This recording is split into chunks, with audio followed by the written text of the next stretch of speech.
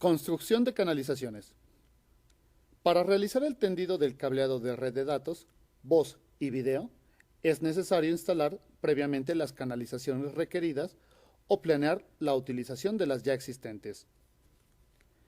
La instalación de canalizaciones es muy importante para proteger el cableado de redes de datos, hacer más estética su trayectoria y proporcionar el soporte adecuado. Como especialista en redes de datos, debes aprender a instalar diferentes canalizaciones, de acuerdo al tipo de proyecto de cableado estructurado o de los requerimientos del cliente. Reglas básicas de seguridad. Durante la canalización, la seguridad debe ser prioritaria. Apégate a las siguientes reglas básicas. Usa ropa adecuada. Los pantalones largos y las mangas largas te ayudarán a proteger tus piernas y brazos. Evita usar ropa demasiado floja o suelta. Al perforar o cortar, protege tus ojos usando lentes de seguridad. Utiliza botas, casco y guantes. Si trabajas en un techo falso, inspecciona el área. Esto te ayudará a ubicar los ductos eléctricos, ductos de aire, el equipo mecánico y cualquier otro elemento que pueda provocar problemas posteriormente. No dejes herramientas en el piso, en lugares donde puedas tropezar con ellas. Herramientas necesarias. Las herramientas necesarias para instalar canalizaciones son rotomartillo, cegueta, llaves fijas, desarmadores, pistola taqueteadora. Para fijar clavos o anclas en los techos de concreto, brocas de diferente calibre, flexómetro y guías de acero. Estas herramientas facilitan la instalación de los tipos de canalización más comunes, tales como canaletas metálicas y plásticas, ductos de PVC, tuberías, etc. Uso de las canalizaciones. Las canalizaciones se utilizan para contener los cables de red que van desde el puesto de trabajo hasta el site. Estas deben ser diseñadas para soportar los tipos de cables recomendados en la norma TIA 568, entre los que se incluye el cable UTP de 4 pares, el cable STP y la fibra óptica. También puede haber canalizaciones con ducto bajo piso, los cuales son parte de la obra civil. En los ductos bajo piso se puede instalar una malla de ductos para alojar los cables del site de red o para la energía eléctrica. Bandejas portacables. Las bandejas portacables consisten en estructuras rígidas, metálicas o de PVC, generalmente de sección rectangular y en forma de U. La base y las paredes laterales suelen ser sólidas. Las bandejas de este tipo pueden o no tener tapa. Se instalan generalmente sobre el techo falso, aunque pueden ser instaladas o fijadas a las paredes. Se pueden utilizar ductos por encima del techo siempre y cuando su acceso sea sencillo. Por ejemplo, removiendo placas livianas. Los ductos o bandejas sobre techo falso deben fijarse a la losa por medio de tirantes.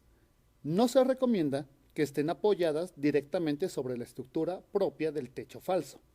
El tendido de cable no puede estar suelto, debe estar dentro de ductos o bandejas. Ductos perimetrales. Los ductos perimetrales pueden usarse para tender el cableado horizontal del puesto de trabajo de oficina cerrada o tipo modular al site.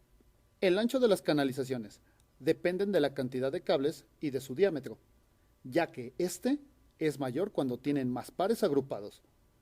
Siempre se debe considerar el crecimiento a futuro, por lo que se debe colocar canalización para que se puedan pasar otros cables.